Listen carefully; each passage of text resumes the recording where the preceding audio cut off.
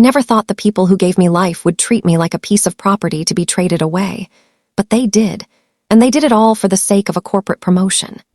Imagine sitting at a family dinner, the man you love sitting right next to you, only for your own parents to look you in the eye and tell you that you need to break up with him because your sister needs his family's connections more than you do. That is exactly what happened to me, and it shattered my world into a million pieces. They literally handed my boyfriend over to my sister just to boost her career and secure my father's position at his firm, treating my heart like nothing more than a bargaining chip.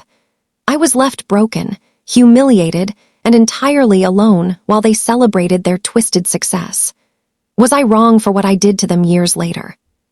Tell me if you would have done the same thing, or if my revenge went too far, because honestly, I still lie awake at night wondering if I became the monster they always claimed I was.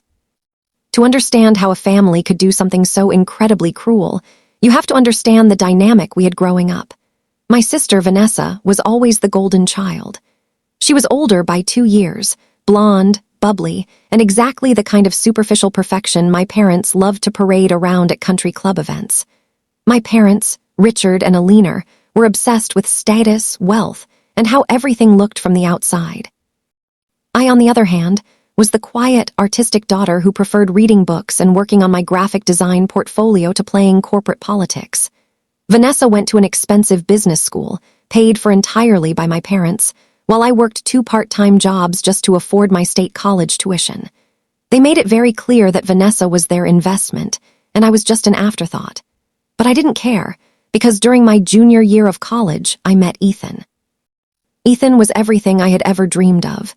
He was kind, incredibly smart, and he saw me in a way no one else ever had. We met at a local coffee shop where I used to study, and after he accidentally spilled his iced coffee near my laptop, he spent an hour apologizing and bought me a pastry to make up for it.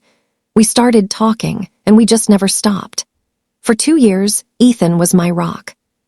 He supported my dreams, held me when I cried about my family's emotional neglect, and made me feel like I actually mattered.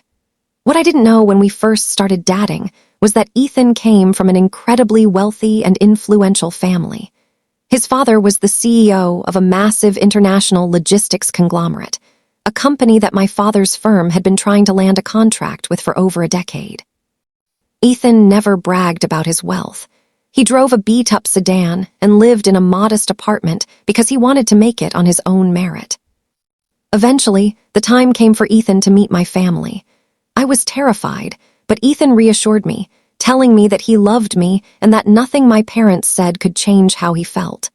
The dinner started out normally enough. My parents were their usual condescending selves, asking Ethan about his career prospects and subtly hinting that a graphic designer's boyfriend probably didn't have much of a future. But the entire atmosphere shifted the moment Ethan casually mentioned his last name and what his father did for a living. I watched my father's eyes light up with a sudden, predatory gleam. My mother instantly sat up straighter, her fake smile widening, and Vanessa suddenly stopped looking at her phone and began staring at Ethan like he was a prize to be won. From that night on, everything changed. My parents suddenly became deeply interested in my relationship, but not in a supportive way. They started inviting Ethan over for dinners constantly, but they would always find ways to sideline me. My mother would organize these elaborate family gatherings and conveniently forget to tell me the correct start time, so I would arrive an hour late only to find Vanessa sitting next to Ethan, laughing at his jokes and touching his arm. Vanessa started buying new clothes that matched Ethan's favorite colors. She suddenly developed an intense interest in hiking and indie music, which were Ethan's hobbies. It was disgusting to watch, but I trusted Ethan. He was always polite to Vanessa, but he would always reach for my hand under the table, making sure I knew he was there for me. However, my family's ambition knew no bounds. My father's firm was going through a massive restructuring, and he was desperately competing for a senior partner position. The only way he could secure it was by bringing in a whale of a client, and that client was Ethan's father. One random Tuesday, my parents called me and told me I needed to come over to their house immediately for an urgent family meeting. They told me not to bring Ethan. When I arrived, the air in the living room was thick with tension. My mother was packing, My father was sipping whiskey, and Vanessa was sitting on the couch, looking smugly at her manicure. My father didn't beat around the bush. He sat me down and told me that my relationship with Ethan had to end. I laughed, thinking it was a sick joke, but his face remained completely serious. He explained that Vanessa had just been hired at a subsidiary branch of Ethan's father's company, and in order for her to advance quickly and for my father to secure his partnership, our family needed a permanent, unbreakable bond with Ethan's family. My father literally said, "Ethan is wasted on you, Maya. You have no corporate ambition. Vanessa can actually use his connections to elevate this entire family. We need you to break up with him so Vanessa can pursue him." I felt the blood drain from my face. I looked at my mother, expecting her to defend me, but she just nodded and said, "It's for the greater good of the family, Maya. Think of your sister's career. You can find someone else, someone more suited to your little art lifestyle." I was crying, screaming at them, asking how they could treat me like this. Vanessa just rolled her eyes and said, "Oh, grow up, Maya. You're punching above your weight anyway. He's going to realize he's too good for you eventually, so you might as well help the family out now." My father then dropped the ultimate ultimatum. He told me that if I didn't break up with Ethan and completely cut him off, they would cut me off entirely, refuse to sign for my student loans, kick me out of the family, and ensure I never received a single dime or ounce of support from them again. I was young, terrified, and financially dependent on them, signing my tuition papers for my final year. But more than that, the psychological warfare they waged over the next few days was brutal. They intercepted my calls, and my father even went to Ethan behind my back. My father told Ethan a massive lie, that I had been cheating on him with an ex-boyfriend and that I was only using him for his money. To make it worse, they used my panicked, forced silence against me. When Ethan tried to call me to ask if it was true, my mother took my phone and texted him from my account, saying, "Yes, it's true. I never loved you. Don't ever contact me again." By the time I managed to get away from them and try to see Ethan, it was too late. My parents had already orchestrated a comforting encounter where Vanessa ran to Ethan to console him over his broken heart. Ethan, devastated and believing I had betrayed him, fell right into their trap. Within months, pictures of Ethan and Vanessa started appearing on social media. My heart was completely shattered. I felt like a ghost in my own life. I packed my bags, cut ties with my parents, took out massive high-interest independent student loans, and disappeared from their lives, moving to a different state to heal my broken soul. So that's the horrific situation I was forced into, and I had to make a choice to survive. I lost the love of my life, my family completely betrayed me for a corporate promotion, and I was left with nothing but debt and a broken heart. Before I tell you what happened next, and how I finally got my revenge years later, I want you to pause and comment below what you would have done in my shoes. Would you have fought back immediately, or would you have bided your time like I did? Let me know, because what happens next changed everything. 6 years passed. 6 long, grueling years of hard work, sleepless nights, and absolute dedication to my career. I poured all my heartbreak and anger into my work. I started my own boutique digital marketing and brand strategy agency. It was slow at first, but after a few major successes, my company skyrocketed. I became highly sought after by major corporations looking to rebrand and maximize their market reach. I was finally successful, wealthy, and completely independent. I never looked back at my family, and I blocked them on every platform imaginable. I had heard through the grapevine of old college acquaintances that Vanessa and Ethan had actually gotten married, and that my father had indeed gotten his precious senior partnership using Ethan's family connections. It hurt to hear, but I kept my focus on my own empire. Then, fate handed me the ultimate deck of cards. My agency was approached by a massive international logistics conglomerate that was looking for a total brand overhaul ahead of a multi-billion-dollar public offering. It was the opportunity of a lifetime. When I walked into the high-profile boardroom for our first official pitch meeting, my breath caught in my throat. Sitting at the head of the table was Ethan's father, the CEO, and sitting next to him as the newly appointed vice president of corporate relations was Ethan himself. Ethan looked up, and when our eyes met, I saw a shockwave pass through him. He looked like he had seen a ghost. He had aged beautifully, but there was a deep sadness in his eyes. I kept my professional composure, masking the absolute storm of emotions inside me, and delivered a flawless pitch. We won the contract on the spot. After the meeting concluded and everyone began filtering out of the room, Ethan requested that I stay behind to go over some specific details. The moment the heavy boardroom door closed, leaving us completely alone, the professional facade crumbled. Ethan looked at me, his voice trembling, and asked, "Maya, is it really you? How have you been?" I looked at him coldly and replied, "I'm doing exceptionally well, Ethan. My company just landed a massive account." He flinched at my tone and said, "Maya, please, I know you hate me for how things ended, and I know you moved on with your ex back then, but seeing you now."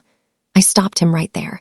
I asked him what on earth he was talking about, and that is when the truth finally came pouring out. We stood in that boardroom for over an hour, piecing together the puzzle of our past. I told him everything. I told him how my parents had threatened me, how they forced me to stay silent, how my mother had stolen my phone to send that text, and how they had literally traded me out for Vanessa's career. Ethan sat down in his chair, putting his head in his hands, and began to openly weep. He told me that my father and Vanessa had painted me as a manipulative cheater who laughed about using him. He admitted that he never truly loved Vanessa, that their marriage was cold and empty, and that he had only married her because he was broken and felt a sense of obligation after she supported him through his heartbreak. He told me that they didn't even have children because he couldn't bring himself to be truly intimate with her. He realized in that exact moment that his entire life, his marriage, and his career had been built on a foundation of disgusting lies manufactured by my family. The realization of what had been stolen from us ignited a cold, calculated fury inside me. But I didn't want to just scream and cry.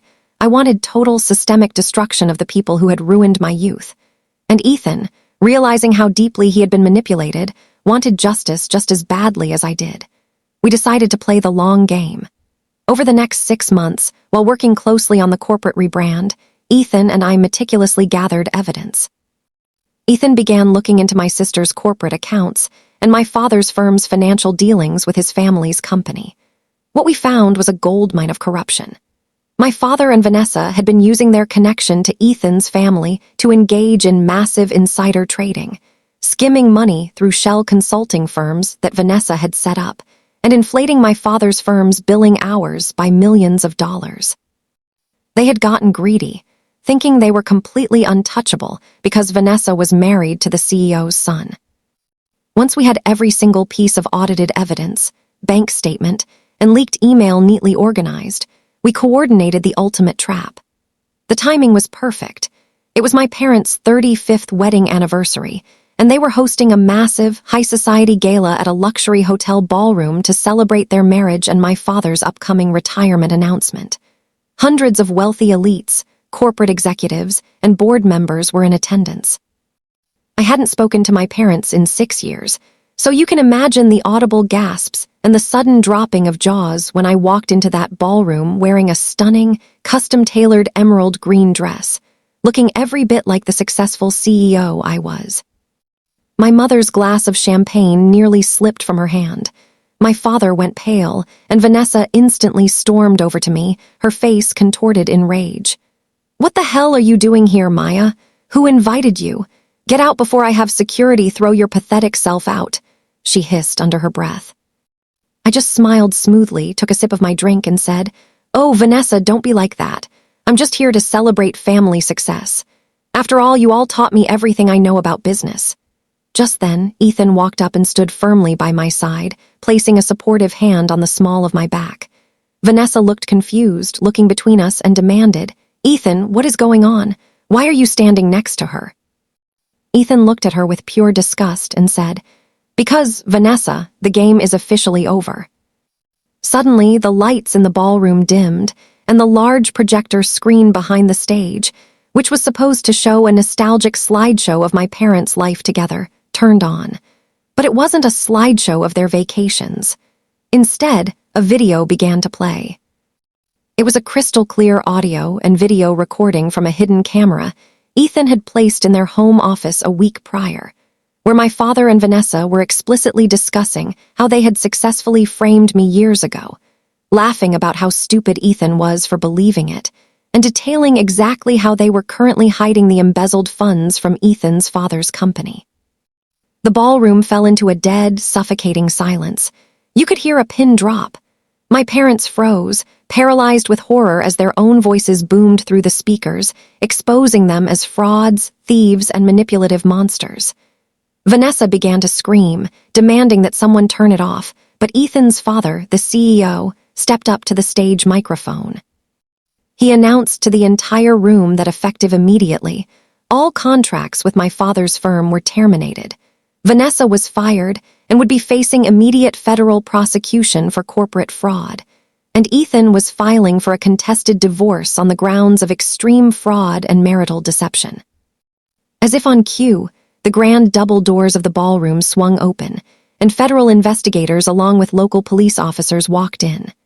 They marched straight past the wealthy guests, walked right up to my father and Vanessa, and placed them both in handcuffs in front of every single person they had ever sought to impress. My mother collapsed to the floor, hysterical, weeping as her perfect, fake life disintegrated before her very eyes. Vanessa was screaming my name, cursing at me, her face ugly with rage as she was led away in tears. I stood there, watching them get dragged out, feeling an overwhelming wave of peace wash over me. The debt had finally been paid. The aftermath was absolute poetry.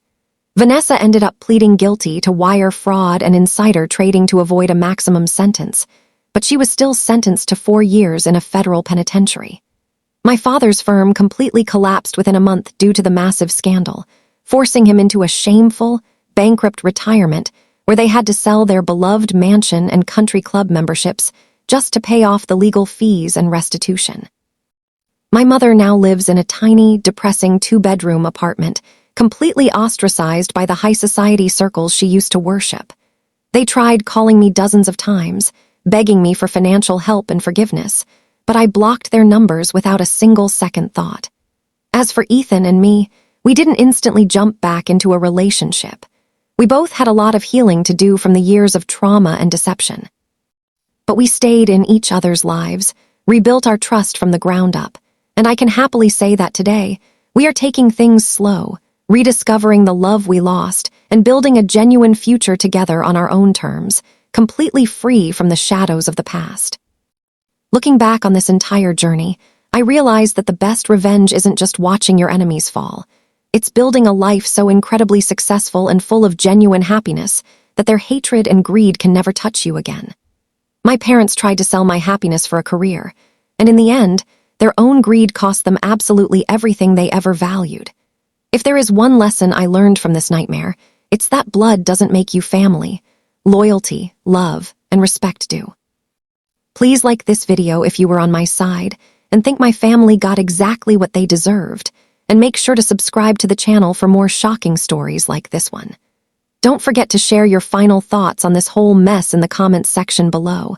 I want to read if you think I handled the revenge the right way, or if I should have just walked away entirely. Thank you all for listening to my story, and I'll see you all in the next story.